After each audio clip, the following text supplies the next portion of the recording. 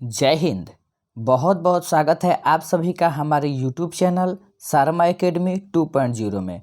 दोस्तों, आज के इस वीडियो में हम आप लोगों के लिए लेकर आए हैं क्लास 9th का इकोनॉमिक्स का सेकंड चैप्टर यानी कि दूसरा चैप्टर, जिसका नाम है मानव संसाधन, मानव एक संसाधन। ठीक है ना, जिसका नाम है मानव एक संसाधन। ठीक है ना।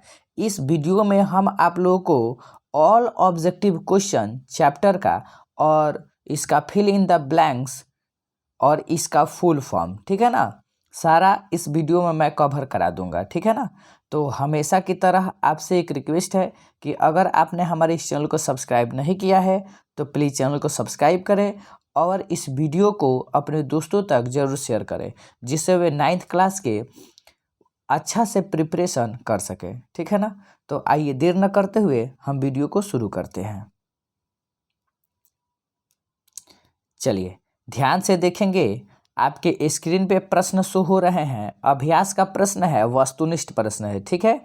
सही उत्तर का संकेत अक्षर क ख ग घ लिखें। ठीक है ना।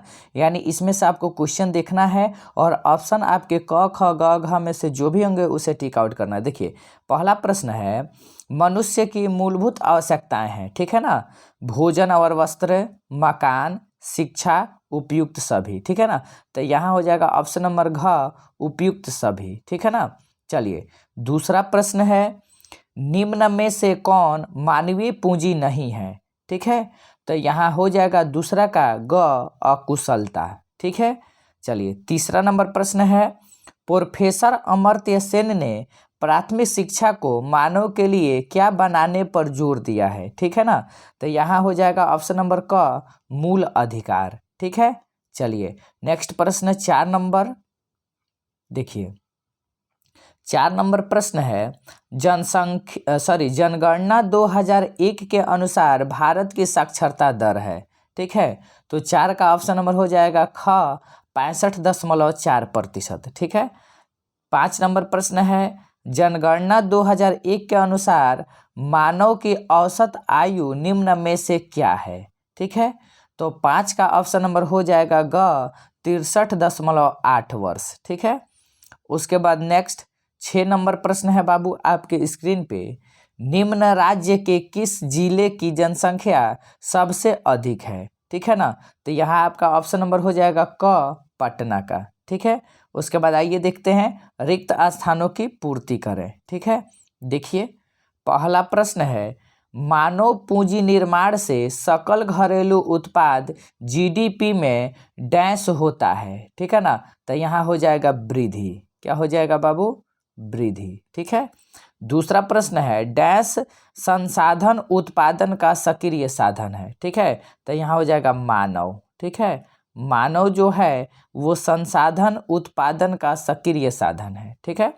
मानवीय साधन के विकास के लिए डैश अनिवार्य है। ठीक है। तो यहाँ हो जाएगा बाबू मेरे शिक्षा। ठीक है।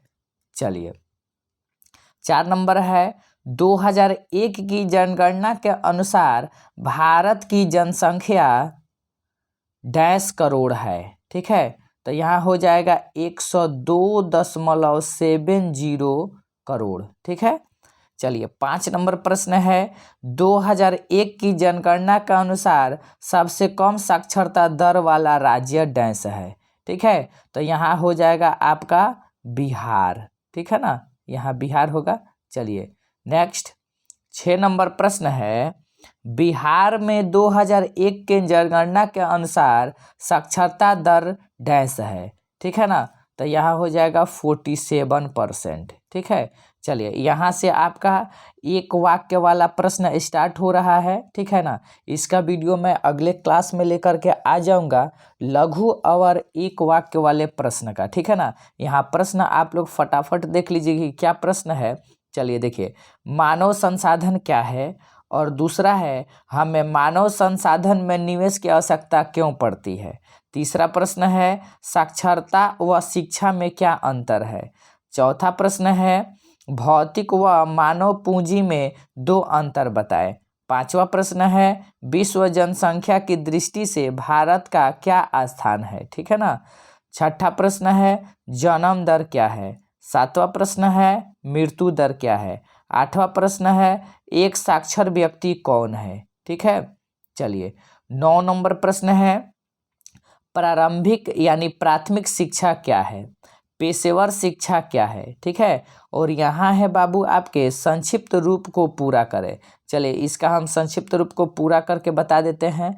जीडीपी, ठीक है ना, तो इसका फुल फॉर्म होता है ग्रॉस डोमेस्टिक प्रोडक्ट। ठीक है ना, और दूसरा है यूजीसी, ठीक है ना, इसका होता है यूनिवर्सिटी ग्रांट कमीशन। ठीक है ना, तीसरा है एनसीईआरटी, इसका फुल फॉर्म होता है national council education research and training. ठीक है, उसके बाद ही 4 नंबर एससीईआरटी, तो ये होता है state council education research and training. 5वां है आईसीएमआर, इसका फुल फॉर्म होता है Indian council of medical research. ठीक है, चलिए यहाँ से आपका लघु उत्तरीय प्रश्न स्टार्ट हो रहा है। ठीक है ना, जिसमें 8 प्रश्न है। इसका वीडियो मैं अगले क्लास में लेकर के आऊँगा। यहाँ अगर मैं क्वेश्चन कराता हूँ तो वीडियो काफ़ी लंबा हो जाएगा। ठीक है ना, चलिए आप लोग सपोर्ट बनाए रखिए। ठीक है ना, सपोर्ट कीजिए ताकि आप लोगों का जो बैच है वो डिजिटल बोर्ड के माध्यम से कराया जाए। ठीक है ना, चलिए आइए देखिए यहाँ पे क्वेश्चन है मानव तथा मानव संसाधन को परिभाषित करें। दूसरा है मानव संसाधन उत्पादन को कैसे बढ़ाता है। तीसरा है किसी देश में मानव पूंजी के 2 प्रमुख स्रोत क्या है। चौथा प्रश्न है किसी व्यक्ति का प्रशिक्षण देकर कुशल बनाना क्यों जरूरी होता है। 5वां है भारत में जनसंख्या के आकार को एक बार चार्ट द्वारा स्पष्ट करें। ठीक है ना, 6ठा है बिहार के सबसे अधिक जनसंख्या वृद्धि वाले 5 जिलों के नाम लिखें। बिहार के सबसे कम जनसंख्या वाले 5 जिलों के नाम लिखें। बिहार देश का सबसे कम साक्षर राज्य है, इसके मुख्य 2 कारण लिखे। ठीक है ना, और यहाँ से आपका दीर्घ उत्तरीय प्रश्न स्टार्ट हो रहा है, जिसमें दीर्घ उत्तरीय प्रश्नों की संख्या 5 है। इसको भी आप देख लीजिए। मानव संसाधन क्या है, मानव संसाधन को मानव पूंजी के रूप में कैसे परिवर्तित किया जाता है। दूसरा है मानव पूंजी और भौतिक पूंजी में क्या अंतर है, इसे तालिका द्वारा स्पष्ट करें। क्या मानवीय पूंजी भौतिक पूंजी से श्रेष्ठ है। उसके बाद है 3 नंबर प्रश्न है भारत में मानवीय पूंजी निर्माण के विकास का परिचय दें। चौथा प्रश्न है मानवीय संसाधन के विकास में शिक्षा, स्वास्थ्य एवं आवास की भूमिका की विवेचना करें। 7वां प्रश्न है भारत की राष्ट्रीय जनसंख्या नीति पर संक्षिप्त टिप्पणी लिखें। ठीक है ना, तो ये रहे आपके टोटल प्रश्न, जिसमें मैं ऑब्जेक्टिव और फिल इन द ब्लैंक्स करा दिया हूँ। ठीक है ना, चलिए आपने वीडियो को यहाँ तक देखा, बहुत बहुत धन्यवाद। आप लोग सपोर्ट कीजिए, चैनल को सब्सक्राइब कीजिए और दीजिए इजाज़त। मिलेंगे अगले वीडियो में नए जोश और जुनून के साथ। तब तक के लिए जय हिंद, जय भारत।